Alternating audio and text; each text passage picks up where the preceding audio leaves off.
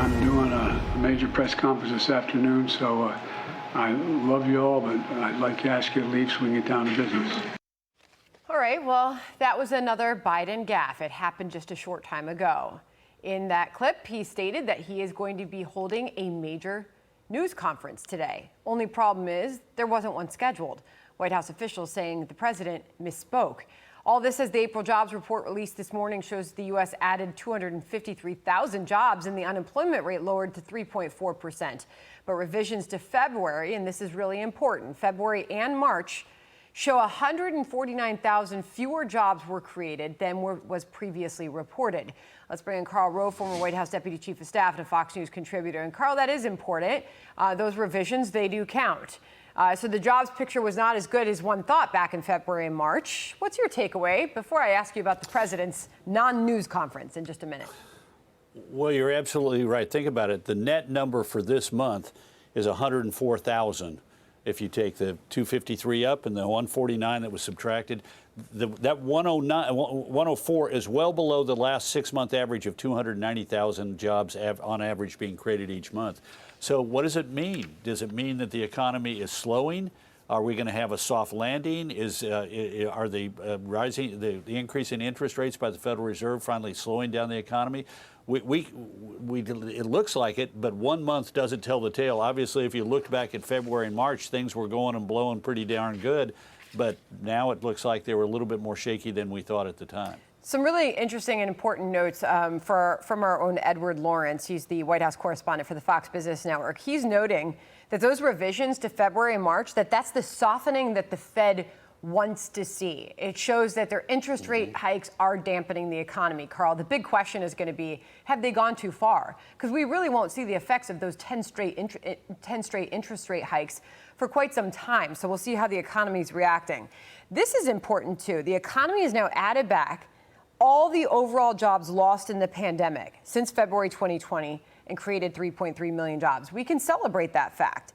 However, that headline unemployment rate, Karl, 3.4%, he notes that that's because the number of unemployed was down 182,000 and the number of people who dropped out of the labor force rose by 214,000. The labor force, he notes, actually shrank, which is not a good thing.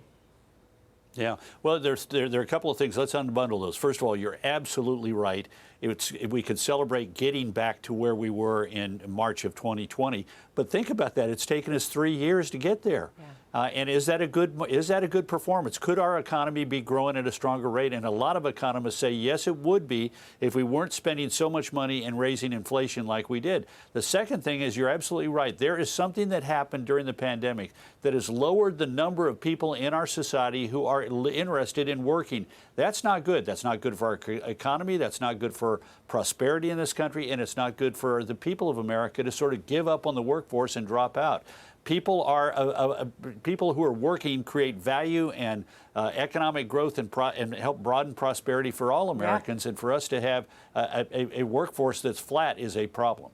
Very interesting note. The actual report out from the Labor Department does not say why the labor force is shrinking, but obviously those numbers do note that it is. I want to bring up, by the way, and the markets, by the way, Karl, the up 420. Up. They're up. What I am hearing this morning is that is because this is being interpreted as a weak jobs report, as Larry Kudlow said, that then the translation is perhaps the Fed will step back from its interest rate hikes. Maybe they'll back off. And that's sort of the market prediction right there. I want to ask you, though, about what just happened at the White House with the president.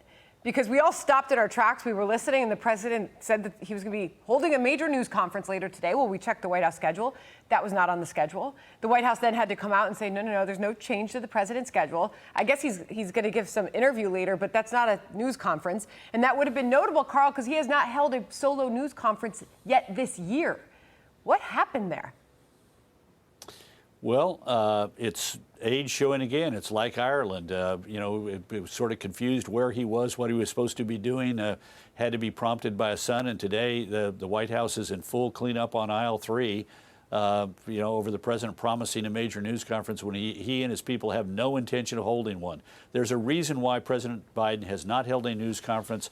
major news conference since the beginning of the year, and that is he's not up to it. It's also why they did not have, this is the first foreign trip that he made to Ireland that I can remember in my lifetime that a president has not held a formal news conference with the host country leader in which they take questions from both the host country press and the U.S. press corps that's traveling with the president. He's not up to that. If he's not up to that, is he up to the job of being president of the United States? And I say, unfortunately, I think the answer to that question is no, he's not, and his age is showing, and yet he is still saying, I'm going to run for a second term at the age of 82, hoping to serve until I'm 86. Well, there's obviously concern as we watch those moments happen. At least this was just about a news conference, but what if he misspoke on something else that triggered an actual reaction that we would eventually have to deal with?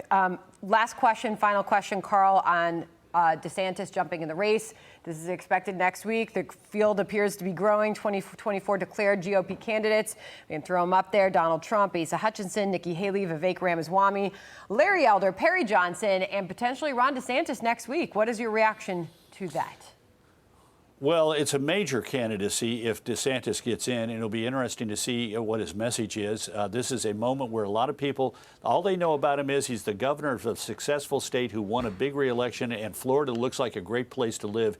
That's a big advantage for him, but he's got to build on it in that announcement and show people what it is that he wants to do, how he will build on the success he's had in Florida and make the country more prosperous, more safe, and move it forward. And he's got a big day coming to him next week. The question is, will he raise up to it? I think he will, but we'll see. And what's interesting to me is how much the expectations have been dampened down. If I were Donald Trump, I'd be building those expectations up, and instead he's been attacking Florida, attacking DeSantis, and trying to diminish the expectations, and he's probably succeeded at that, which is not very wise. Raise the expectations, don't lower them.